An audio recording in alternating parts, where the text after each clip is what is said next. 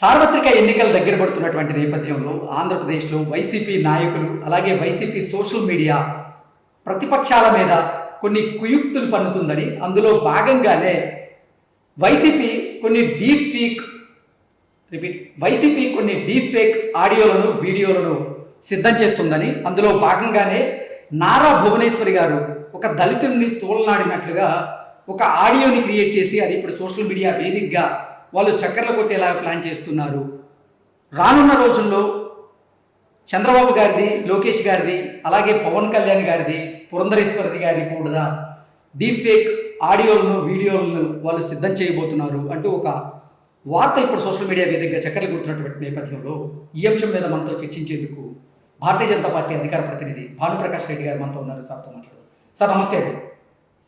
నమస్కారం సార్, సార్వత్రిక ఎన్నికలు దగ్గర పడుతున్న నేపథ్యంలో వైసీపీ నాయకులు అలాగే వైసీపీ సోషల్ మీడియా ప్రత్యర్థుల మీద కుయుక్తులు పన్నుతుందని అందులో భాగంగానే డీప్ ఫేక్ ఆడియోలను వీడియోలను సిద్ధం చేస్తోందని అందులో భాగంగానే నారా భువనేశ్వరి గారు ఒక దళితుడిని తోలనాడినట్లుగా ఒక ఆడియోని క్రియేట్ చేసి సోషల్ మీడియా వేదికగా దాన్ని ట్రోల్ చేస్తూ ఉన్నారు అంటూ టీడీపీ నేతలు కొంతమంది వారి మీద ఆరోపణలు చేస్తూ ఉన్నారు. ఏంటి సార్ దీని మీద మీ విశ్లేషణ ఏంటి? రాజకీయాల్లో నైతిక విలువలు పడిపోతున్నాయండి. గెలుపే ధ్యేయంగా పనిచేయాలి, గెలిపే కావాలి అని చెప్పి మంచి పనులతో ప్రజల్లోకి వెళ్తే ప్రజలు ఓటేస్తారు. కాబట్టి ఓటమి భయంతో ఓడిపోతున్నాం అని చెప్పి ఒక ఆందోళనతో ఇలాంటి ఫేక్ వీడియోస్, ఫేక్ ఆడియోస్ ప్రజల్లోకి తీసుకొని వెళ్ళి తద్వారా ప్రజల్ని ఓట్ ప్యాటర్న్ ని మార్చుకోవాలని చెప్పి ఒక కుటీర ప్రయత్నం చేస్తోంది అధికార పార్టీ వైసీపీ పార్టీ. ఇది మంచిది కాదు. ఈరోజు పాలసీ విషయాల మీద మాట్లాడుకుందాం. మనం రాజకీయాల్లో ఉన్నాం. రాజకీయాల్లో మేమైతే ఏ పార్టీని, జగన్మోహన్ రెడ్డిని కానీ కమ్యూనిస్ట్ కానీ ఎవరిని శత్రువులు చూడం, ప్రత్యర్థులకు చూస్తాం. రాజకీయాలు శత్రువులు కాదు. ఇప్పుడు మాకు శత్రువు అంటే పాకిస్తాన్, చైనా అని చెప్తారు. కానీ రాజకీయాల్లో మేము ప్రత్యర్థులే మేము భావిస్తాం. ఇదేదో చైనా పాకిస్తాన్ బార్డర్ మరగా ఏందండి ఇది? ఏంది ఈ కుటుంత్రాలు? పాలసీ విషయాల మీద మాట్లాడుకుందాం. అసెంబ్లీ సాక్షిగా ఫ్యామిలీని కించపరుస్తారు. ఈరోజు ఆడియో వీడియోల్లో ఏం చేశారు? ఫ్యామిలీ మెంబర్స్ ఏం చేశారు?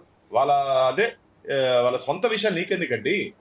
నువ్వు ఏం పని చేశావు? ప్రజల కోసం నేను ఇది చేశాను కాబట్టి నాకు ఓటు వేయండి అని చెప్పి అడగాల్సింది పోయి మీరు ఏదో ఒకటి వీడియోలు, ఆడియోలు లీక్ చేసుకుంటా ప్రజలు ఎవరు నమ్మే పరిస్థితులు లేరు. ఓటమి భయంతోనే అధికార పార్టీ ఈ ఆగడాలకి శ్రీకారం చుట్టిందని చెప్పి ఆంధ్రప్రదేశ్ ప్రజలు భావిస్తున్నారు. ఇవి చాలా విషయాల్లో మీరు చెప్పింది భువనేశ్వరి గారి విషయంలో కాదు, చాలా విషయాలు. తిరుపతిలో కూడా నేను ప్రశ్నిస్తున్నా. నా మీద అసత్య ప్రచారాలు, వాళ్ళకు ఉన్నటువంటి పత్రికల్లో, వారికి ఉన్నటువంటి సోషల్ మీడియాలో అసత్య ప్రచారాలు. దేనికి భయపడమండి? రాజకీయాల్లో పనిచేస్తుంటే రాళ్ళు పడతాయి, పూలు పడతాయి. రాజకీయాల్లో పనిచేస్తున్నప్పుడు రాళ్ళు పడతాయి, పూలు పడతాయి. నాకు పూలే కావాలి, రాళ్ళు వద్దంటే కుదరదు. మనం చేసే పని మీద నమ్మకం, విశ్వాసం, మనం ఎక్కడ తప్పు చేయలేదని చెప్పి ధీమా ఉంటే ఖచ్చితంగా ప్రశ్నించే ధైర్యం మనకు వస్తుంది. ఇప్పుడు మేము మాట్లాడుతున్నామంటే మేము ఎక్కడ తప్పు చేయలేదని చెప్పి ధైర్యం ఉంది కాబట్టి ఇప్పుడు ప్రభుత్వాన్ని గట్టిగా ఎదుర్కొంటున్నాం. మామూలు ఒకళ్ళు తప్పు చేస్తుంటే ఎక్కడో ఒకటి ఫిక్స్ చేసి తప్పు చేయకపోయినా గంజాయి కేసులో దాంట్లో బుక్ చేసి ప్రభుత్వం ఇంక ఏదైనా తప్పు చేస్తుంటే, తప్పుడు పనులు చేస్తుంటే స్పేర్ చేస్తుందా? వారు పోలీసులు అడ్డం పెట్టుకొని ఈరోజు ఆంధ్రప్రదేశ్లో ఐపీసీ సెక్షన్లు పనిచేయట్లేదు, వైసీపీ సెక్షన్లు పనిచేస్తా ఉంది. నాకు చాలా పోలీసులైనా సరే, ఐఏఎస్ అధికారులు అంటే చాలా గౌరవం. కానీ ఆంధ్రప్రదేశ్లో ఇండియన్ అడ్మినిస్ట్రేటివ్ సర్వీస్ అది కొందరు అధికారులు అధికార పార్టీ సర్వీస్ గా మార్చేశారు. ఇండియన్ పోలీస్ సర్వీస్ కొందరు అధికారులు పొలిటికల్ సర్వీస్ గా మార్చేశారు, అధికార పార్టీ పొలిటికల్ సర్వీస్ గా. అందుకని ఈ మధ్య మీరు గారు గమనించినట్టయితే దాదాపు 10 మంది ఐపీఎస్ స్థాయి అధికారులు, 4 ఐఏఎస్ స్థాయి అధికారులని ఎన్నికల విధుల నుంచి కేంద్ర ఎన్నికల సంఘం తప్పించడం జరిగింది. ఎందుకు? అధికార పార్టీని నమ్ముకునింది. ఆ నమ్ముకున్న దానికి వారికి పడింది శిక్ష. వారి సర్వీస్ రికార్డులో ఇది ఒక బ్లాక్ మార్క్ కాదా? కాబట్టి ఈ ఫేక్ వీడియోలు, ఫేక్ ఆడియోలతో ఎన్నికల్లో గెలవలేరు. ఆత్మవిశ్వాసంతో గెలవాలి, అతి విశ్వాసంతో గెలవకూడదు. ఇలా కుట్రలు కుటుంతాలు చేసి గెలిచే అవకాశం ఆంధ్రప్రదేశ్లో కానీ ఎక్కడ కానీ లేదండి. ప్రజలు వాళ్ళ తెలివైన వాళ్ళు తెలియదా ఏం జరుగుతుంది ఆంధ్రప్రదేశ్లో? వాళ్ళు తెలియదా? అన్నీ తెలుసు. కానీ భయంతో ఇన్ని సంవత్సరాలు ఏం చేస్తారంటే, మీరు కానీ ఏదైనా మాట్లాడితే, మీరు కానీ మమ్మల్ని ఇబ్బంది పెడితే మీ ఇంట్లో స్కీములు కట్ చేస్తాం, ఈ సంక్షేమ పథకాలు రద్దు చేస్తామని చెప్పి ఒక భయాందోళనకు గురయ్యారు. వాలంటరీ వ్యవస్థని ఒక 50 కుటుంబాలకి ఒక వాలంటీర్ని పెట్టుకొని మొత్తం ఏం జరుగుతుందో అన్ని వాళ్ళు ఇచ్చే గుప్పట్లోకి వచ్చేసింది. అందుకనే మేము వాలంటరీ వ్యవస్థని ఎన్నికల్లో వాడుకోకూడదు, ఎన్నికల్లో విధుల్లో ఉండకూడదు అని చెప్పి ప్రతిపక్షాలు డిమాండ్ చేయడానికి కారణం అదే.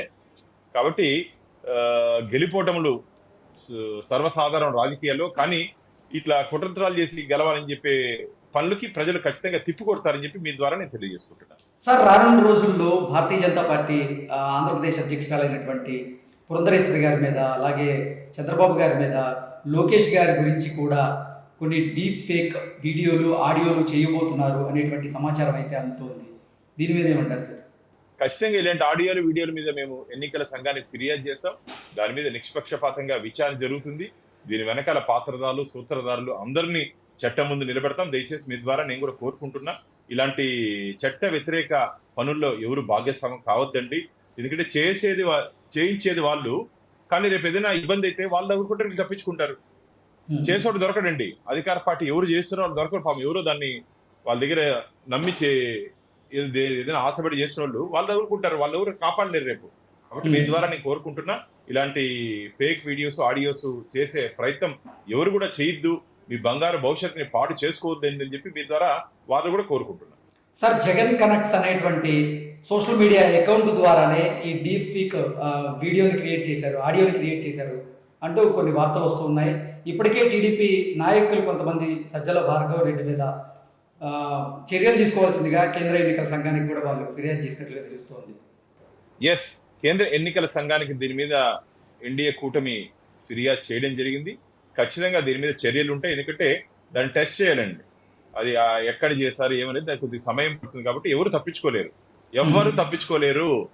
తప్పు చేసిన వాడు ఖచ్చితంగా తగులుకుంటాడు. తప్పు చేసిన వాడి మీద శిక్ష పడుతుంది. కాబట్టి ఎవరు తప్పించుకోలేరు. అందుకని మీ ద్వారా నేను తెలియజేసుకుంటున్నా, ఎందుకు వాళ్ళ కోసం మీరు పనిచేస్తారు? ప్రజల కోసం, ప్రజల సంక్షేమం కోసం ఉండండి. తాత్కాలిక లబ్ధి కోసం మీ బంగారు భవిష్యత్తుని పాడు చేసుకోవద్దని చెప్పి ఎవరెవరు దీని వెనకాల పనిచేస్తున్నారు వాళ్ళందరినీ కూడా నేను గట్టిగా డిమాండ్ చేస్తున్నా, హెచ్చరిస్తున్నా కూడా. Okay sir, thank you so much.